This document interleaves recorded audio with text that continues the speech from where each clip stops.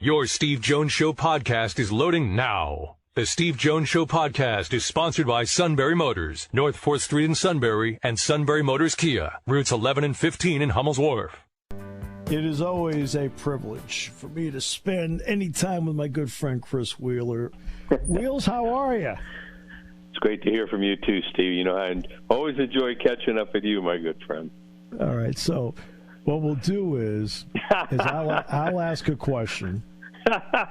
You'll answer, but then I'll let you ask me a question. We'll alternate back and forth. How about that? Yeah, I'd rather me be asking the questions because it's about Penn State. Well, that just means you'll give short answers to this stuff. Yeah. Well, you're not going to get much more. You're not going to get much more from me about watching the Phillies right now either. Yeah. No, I know. You know, I will say in general, though, is it a better game with all the rules now? I think so. Yeah, I do. I think they're trying. The thing that bothers me more than anything are the strikeouts. You know, you still strike out. Teams still strike out so much, and this team here strikes out an inordinate. And if I hear one more time that it's just an out, I want to just scream. Oh, that's sickening. That's Wheels. That's sickening. You and I both know. If I can move a runner over, get him in on a wild pitch, whatever. It's about movement, right? Strikeout, there's no movement. That's why MIT has no national championships. Well, you hit it right on the head, because that's the problem nowadays, is that the game is being run more and more by statistical stuff, and a player doesn't make any money anymore by moving a runner over. You know, that was what you used to do. It was a team concept, team game. I'm not saying guys don't think or try, but it's not something that is really ingrained in them and beaten into them the way it was when when we saw the game when we were a little bit younger. And it just, they don't think. Look, how many times with this ghost runner, and I'm not saying there's anything wrong with that in extra innings, but look, I did enough 15, you did them too, but I did enough 15, 20 inning games, and I'm sure nobody wants to do that stuff anymore. But how many times do you look up in one of these ghost situations and there's one out and the runner's still at second base? It just drives you crazy that, and look, the game is hard. It's hard. To bunt them over, to get them over, and all. It's supposed to be hard, but they don't even try, and that's what drives me nuts. I agree with you. They'll put the ghost runner out there in games I'm doing, and I refer to as I'll take the Charlie Finley. I refer to as a designated runner. Why not? Right? That's how I call it. Right? I like that. That's the old Charlie Finley thing from the 70s. And the first thing I say is, will they bunt him over? No. No. Let's see, you can score on a hit, an error, a wild pitch, a pass ball, but we don't want to bunt him over. Do they even bunt in batting practice anymore? That's what I'm asking. I'm not around it. You're around more baseball than I am, probably. Yeah. See, I went to a bunch of Threshers games down there, but I'm not there for BP and too hot to be out there too early. So I don't know what they do with it. I'm sure they work on it a little bit, but Phillies had a situation last night where they're going to try and bunt with Sosa and bunt a couple guys over in the eighth inning, and he can't get the bunt down, which may not be his fault because he doesn't bunt. And then he lines into a double play because they got a kid on second base. It flinches. What's the cardinal rule about that? Line drive, you freeze. Well, it sounds easy in the game. For people who don't understand and don't like baseball, it's a really, really, really fast game down on the field. Unbelievably quick how fast things happen. So he gets doubled off, and next thing you know, they get one run out of it, and then wind up losing the game. But just the little fundamental things. And the other thing is, I don't want to sound like a dinosaur, but I'm so glad I'm not doing these games, because it would drive me crazy when that stuff happens, and they really have no clue of what they just did wrong. All right, your turn. All right, my first question, of course, is, and I hear you all the time, you and Jack, talking about you win the game up front, offensively and defensively. Great question. All right, is Penn State better? You know why they're better? I'll take you back to last season. Other Penn State teams, Wheels, would not have been able to absorb the loss of Olu Fashanu at left tackle last year. And Drew Shelton stepped in. What I'm seeing now is a team that has depth. So Hunter Norzad, in all likelihood, will start out at center. People forget Landon Tangwall missed 2/3 of the season. He's back at a guard spot. Sal Wormley, now 2 years removed from being hurt, I expect him to step up. Caden Wallace, Olu. Then you've got Shelton, J.B. Nelson. I mean, there's a lot of guys you can plug in. They can go as many as, to me, competently 9 guys that can play there if you need that to happen. Now we'll flip it to the other side. The defensive ends, Chop, Adisa Isaac, terrific players. But then you add in Dennis Sutton, who I think is poised to have a huge season. And Amin Vanover. People are concerned about tackle. I'm not so concerned about defensive tackle anymore. And Devon Ellies is the leader there.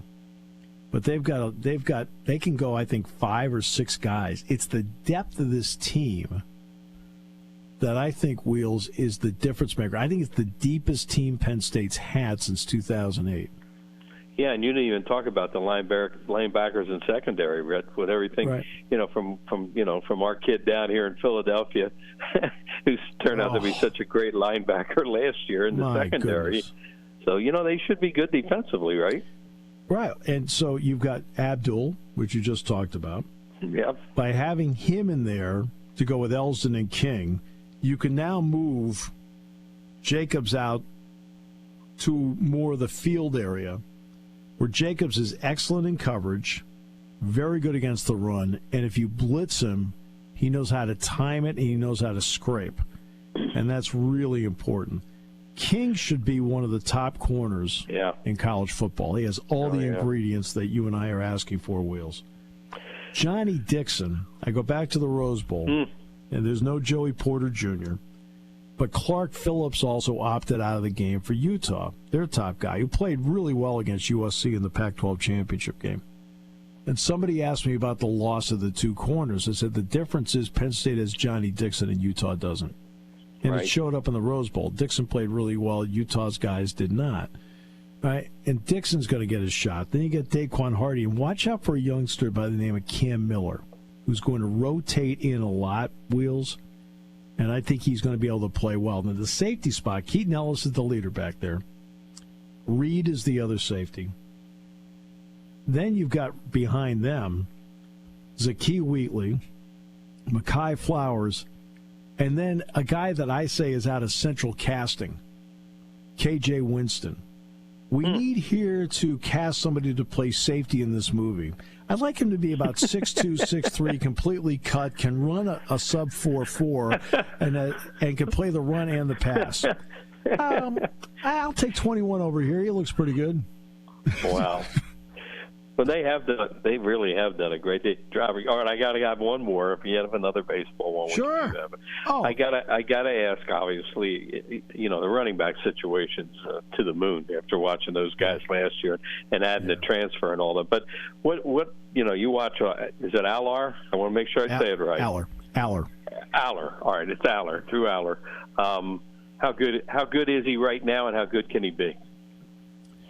He's made great progress in a year. The ball comes out of his hand a bit differently.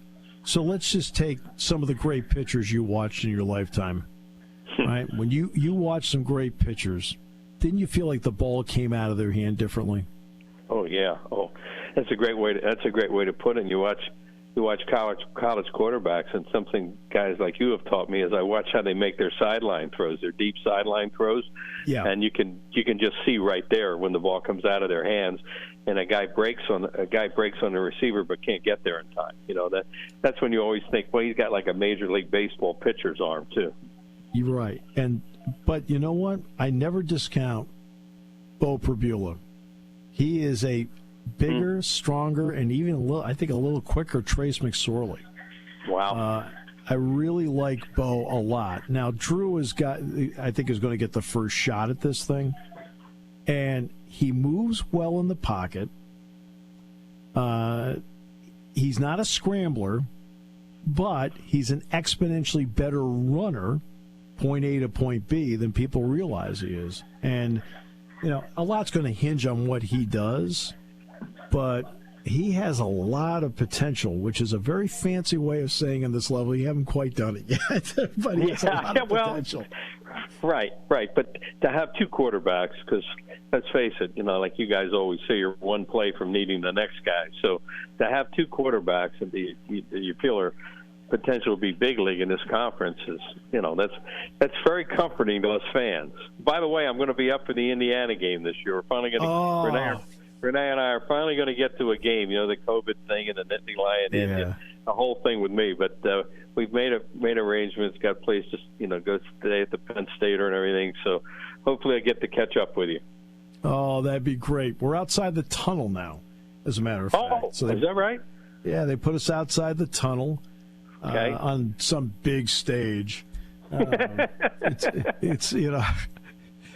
So he said, "You're on the big stage now." I said, it's just more steps to get up. I mean, that's well, it's more room for Roger. Yeah, exactly. Roger needs the room to operate, Wheels. See, this is what we do. We talk. I mean, I asked one baseball question, but you know what? The one part of your answer I resent, and I do mean this, is that there's certain ways of doing things, and you're never a dinosaur for pointing out how it should be done right. Yeah. Well, I appreciate you saying that. I always wanted to not be the I'm not on the air now, so I don't have to think about it. But I never wanted to be the one that won't change. And you know what I'm saying by that too. Sure. You could be the same way as a football announcer and get all out of sorts because down in distance, there's the sidelines are empty and on every play because that's what you do nowadays. That's the way the sport is. The same guys aren't playing all the time. Well, and I'll give you an example. I mean, Penn State uses an H-back, not a fullback.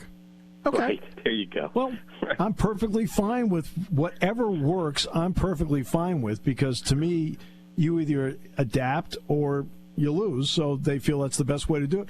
I'm not going to sit there and go, bring a fullback in. And you notice in the NFL, once in a while, a Kyle Juszczyk will be used, and he's effective. But, it just depends on who you have personnel-wise. So I don't worry about that stuff. So I think you and I have adapted pretty well over the years. You don't look for the tailback with a fullback in front of him anymore. That was the old days. Right. Not even Michigan does that. They're like the last ones. Not even Michigan does that. That's a good point. Good point. How do you feel about the realignment? I think that it's going to stay stable for the next 5 years once the Pac-12 is settled. I think the Big 12 improved itself. The ACC is financially stuck. Texas and Oklahoma and USC and UCLA are major league additions to two major league conferences, and that's why there's a financial separation between the two. Yeah. Well, that's what it's all about. We all know nowadays it's all about money.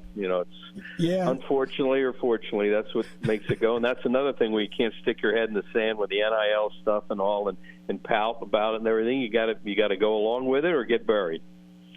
Exactly. Perfect way to phrase it. That went fast. Thank you so much, my friend. We will talk again soon, and I can't wait to see you. Yeah, we'll make sure we get together. Do you do an afternoon show in State College on Fridays? I do it from 11 to noon. Okay, well, maybe we'll catch up that. Yeah, I'll look sounds for good. you. We'll talk. Thanks, my friend. Great, Steve. Anytime. It's great talking with you, too. Tell Renee I said hi. Will do.